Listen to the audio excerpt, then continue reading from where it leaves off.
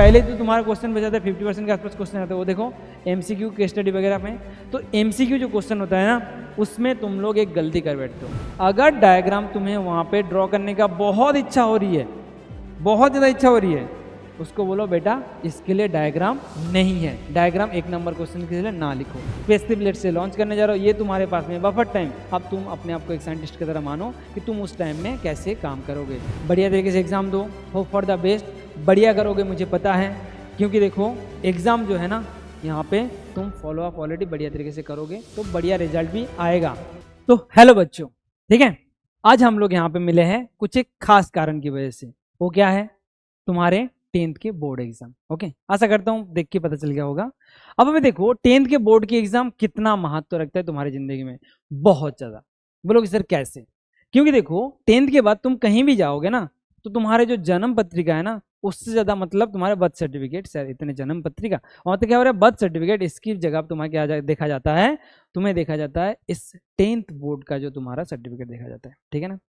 अब देखो 10th board के सर्टिफिकेट, अगर मार्क्स सर्टिफिकेट किसी के हाथ में आया तो एक बार तो बंदा तो जज कर ही लेता है कि हाँ चलो ये अपने उस दौरान 10th के दौरान कितना बढ़िया तरीके से प्रिपरेशन कर रहा था, कितना सिंसियर बंदा था, ठीक है ना। तो उस समय को अपने को अगर बेहतर दिखाना है तो उसके लिए क्या करना होगा, हमें अभी सुधर जाना है। क्योंकि देखो जितने टाइम लगाना था, जितने प्रिपरेशन करना था, ऑलरेडी हम लोगों ने प्रिपरेशन कर चुके हैं, ठीक है।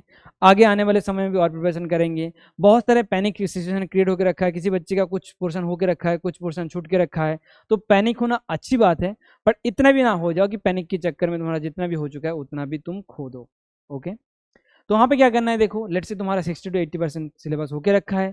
अब उस 80 to 60% सिलेबस से हम लोग कैसे उसको 100% तक, 100 तो चलो आइडियल बातें हो गई, 98 99 तक तो पहुँच सकते हैं, इतने परसेंटेज तक हम लोग पहुँच सकते हैं, ठीक है ना। चलो, तो उस तरीके से हम लोग कुछ स्ट्रैटेजी आज बताएंगे। तो स्ट्रैटेजी से तुम्हें क्या करना होगा, तुम्हें पता लगा लेना होगा तुम किस तरीके से इसको फॉलो करोगे ताकि तुम और बेहतर एग्जाम कर पाओ। तो लेट्स सी, मेरे साथ चलो आज देखते हैं उस स्ट्रैटेजी को। स्ट्रैटेजी देखने से पहले हम लोग देखते हैं, देखो कैसे कैसे एग्जाम में पूछा जाता है क्वेश्चन, ठीक है ना। कैसे एग्जाम पूछा जाता है? एग्जाम में पूछा जाता है इस तरीके से। देखो यहाँ पे देखो, पहले तो तुम्हारा क्वेश्चन बचा था 50% के आसपास क्वेश्चन आता है, वो देखो एमसीक्यू केस स्टडी वगैरह में। तो एमसीक्यू जो क्वेश्चन होता है ना, उसमें तुम लोग एक गलती कर बैठते हो। बोले सर क्या? एमसीक्यू तो हम लोग बढ़िया तरीके से लिखते हैं। लेट्स से एमसीक्यू में क्या है, तुम्हारा एक क्वेश्चन दिया गया, लेट्स से क्वेश्चन नंबर 2 ले लो, ठीक है।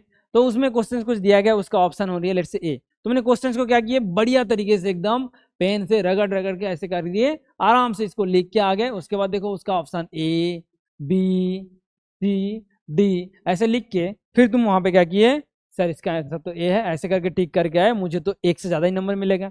पर बेटा नहीं, यहाँ पे एक है तो एक ही मिलेगा ना। तो इतना मेहनत नहीं करनी है, समझो चीजों को। इतना मेहनत तभी करनी है जब तुम्हें ज्यादा नंबर मिले, जब एक ही मिलना है और बेहतर तरीका है और कुछ, तो यहाँ पे क्यों इसको फॉलो करनी है, समझो चीजों को। अब मैं देखो लेट्स से क्वेश्चन 2 को कोई बच्चे बोलेंगे सर हम लोग तो ऐसे नहीं लिखते, हम लोग कैसे लिखते हैं, हम लोग लिखते हैं क्वेश्चन 2 ऑप्शन ए, उसके बाद ऑप्शन ए को लिखने के बाद उसमें जो लिखा हुआ है उसको डिस्क्राइब कर देते हैं। ये भी तरीका तुम्हारा सही नहीं है। तो क्या करनी है, हमें एक चीज यहाँ पे देखनी है। यहाँ पे देखो क्वेश्चन नंबर जो 2 था उसको लिखेंगे, चलो लिख डालते हैं।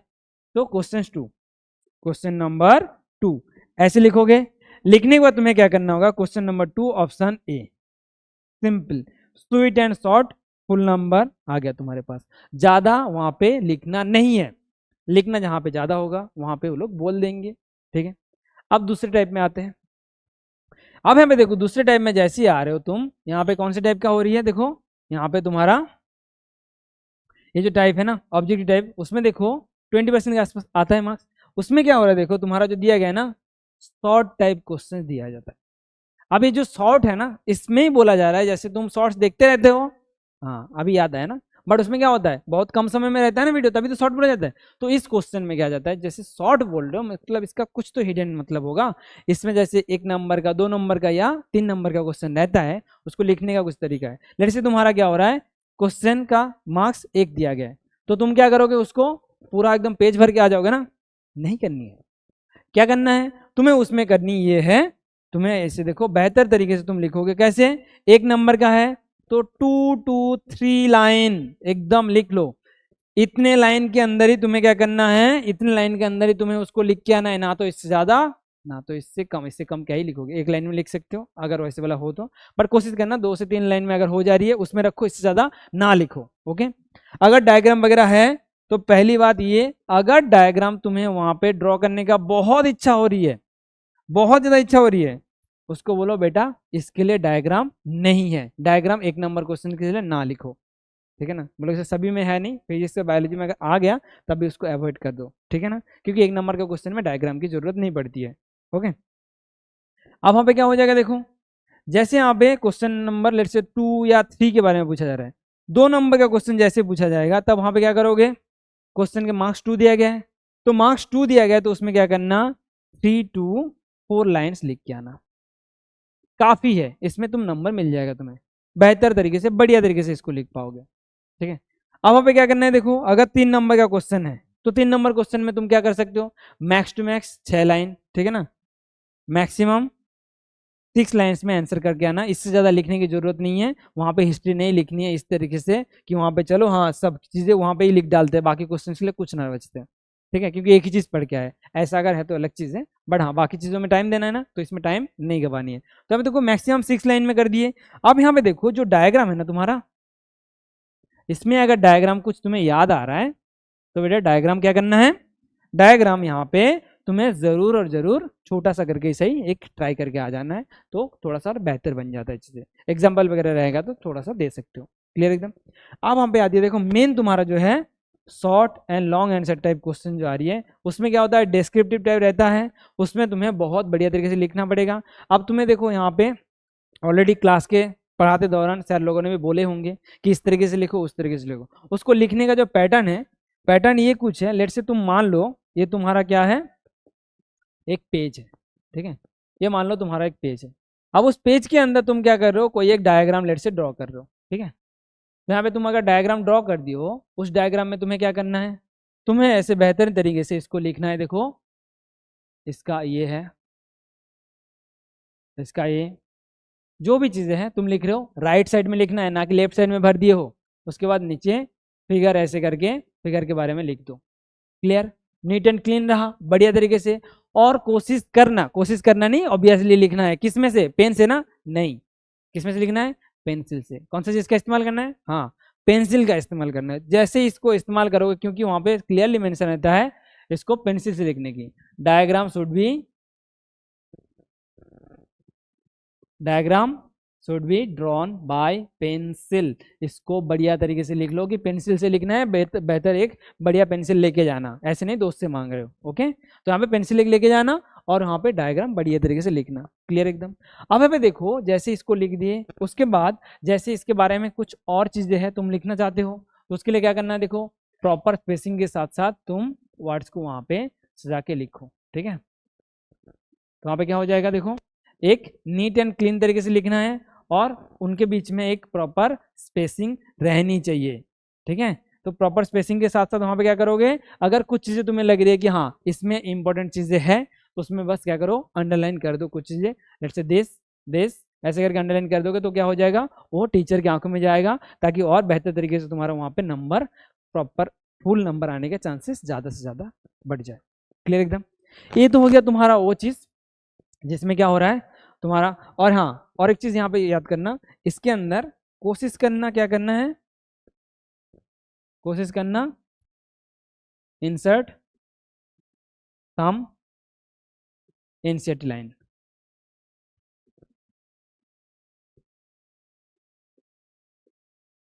ठीक है ना, तो एनसीईआरटी लाइन जो है ना, इसको तुम कोशिश करना वहां पे क्या करने के लिए, इंसर्ट करने के लिए। समझ गया ना, तो एनसीईआरटी लाइन को वहां पे इंसर्ट करोगे तो और बेहतर लगेगा चीजें। ठीक है ना, और वहां पे जैसे शॉर्ट क्वेश्चन लिखने जा रहे थे, शॉर्ट क्वेश्चन के समय और एक चीज ध्यान रखना है, शॉर्ट क्वेश्चन अगर तुम्हारा कौन सा टाइप का आ रहा है, अगर तुम्हें शॉर्ट क्वेश्चन में डेफिनेशन पूछा गया है, क्या चीज पूछा गया है, हाँ डेफिनेशन, तो डेफिनेशन अगर पूछा गया है तुम उसमें क्या कर दोगे, डेफिनेशन को लिखते दौरान तुम प्रॉपर जो एनसीईआरटी में लाइन बाय लाइन लिखा हुआ है उसी को लिखना, खुद से बनाने की कोशिश मत करना। हाँ अगर याद नहीं आ रहा है तब अलग चीज है, बट कोशिश करना लाइन बाय लाइन जो है उसको लिख के आओ, तभी तुम्हारी प्रॉपर मार्क्स आ जाएगी।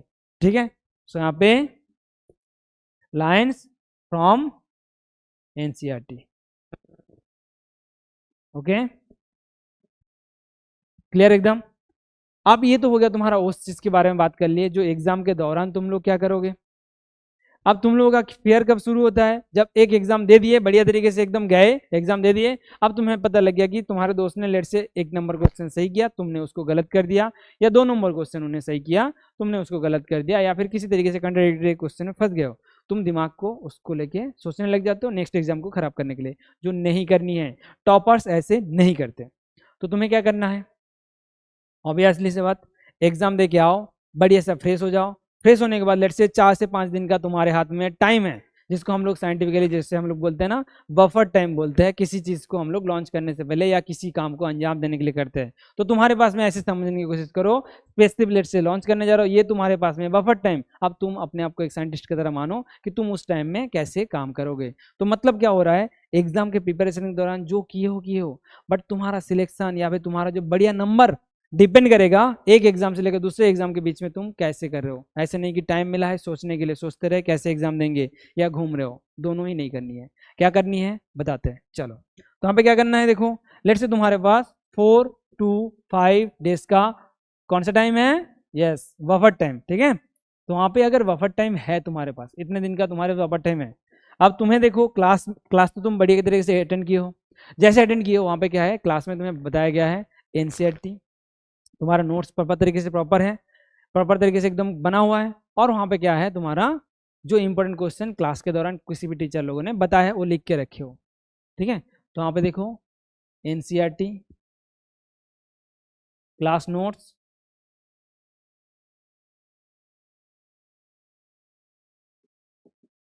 और क्या है तुम्हारा इंपॉर्टेंट, जो भी इंपॉर्टेंट तुम्हारा क्वेश्चंस है उन सबको लेके बैठो।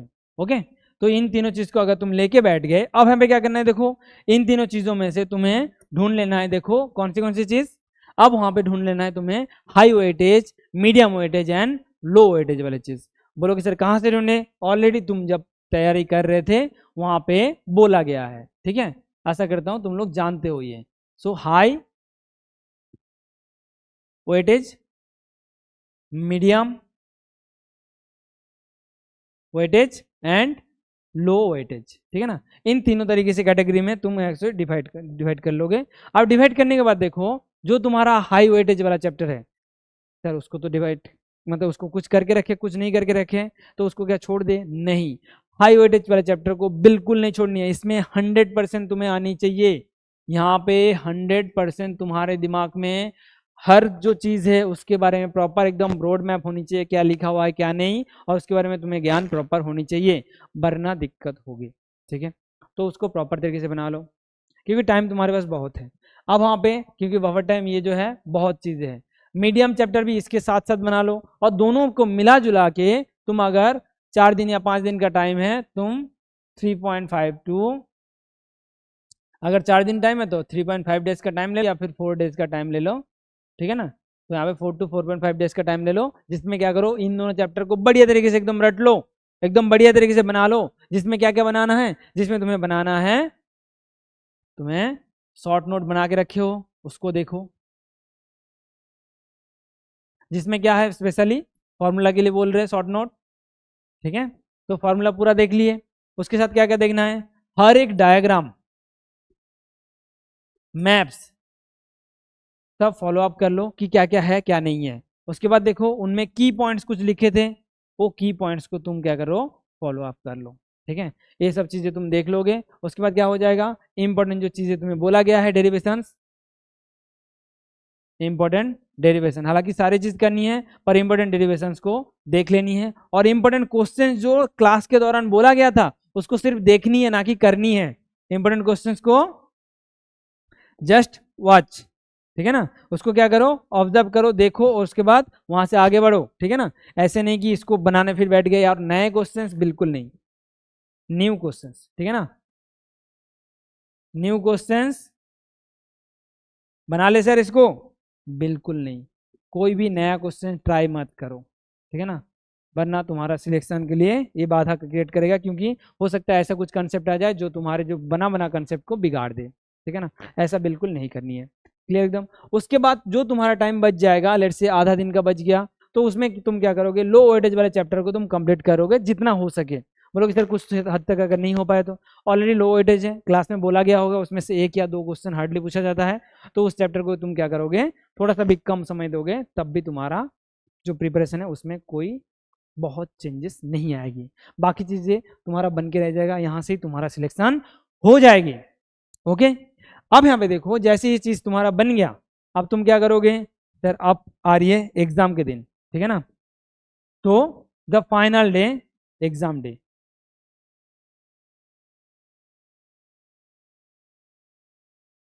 तो वहां पे क्या करनी है, फाइनल डे पे, एग्जाम डे पे एकदम बढ़िया, एकदम उससे पहले की रात में जो है बढ़िया टाइम से सो, टाइम से उठ के तुम जाओ, और उसके बाद जाने के बाद यहाँ पे देखो, जैसे ही फाइनल डे में तुम पहुंचोगे, सुबह सुबह एकदम उठ गए, उठने के बाद मूड फ्रेश करने के बाद वहाँ पे थोड़ा बहुत फार्मूला वगैरह रिवाइज कर लो, बातें बातें कर लो अपने फैमिली से, ठीक है, इधर उधर ज़्यादा मत जाओ, बट हाँ फैमिली में बैठ के शांत होके थोड़ा बहुत भी जो बातचीत की जाती है जिसमें दिमाग परेशान ना हो, दिमाग थोड़ा सा शांत होके रहे, काम माइंड में रहना है।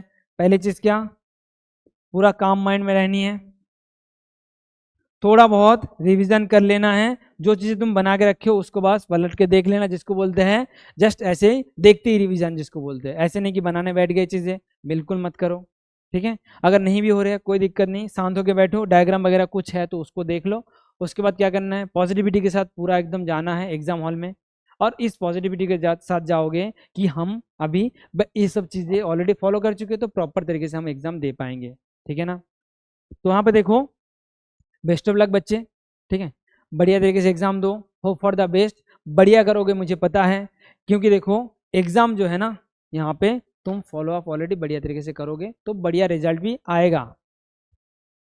इन point is one paper and and your come back start. So thank you बच्चों, आज के लिए इतना ही।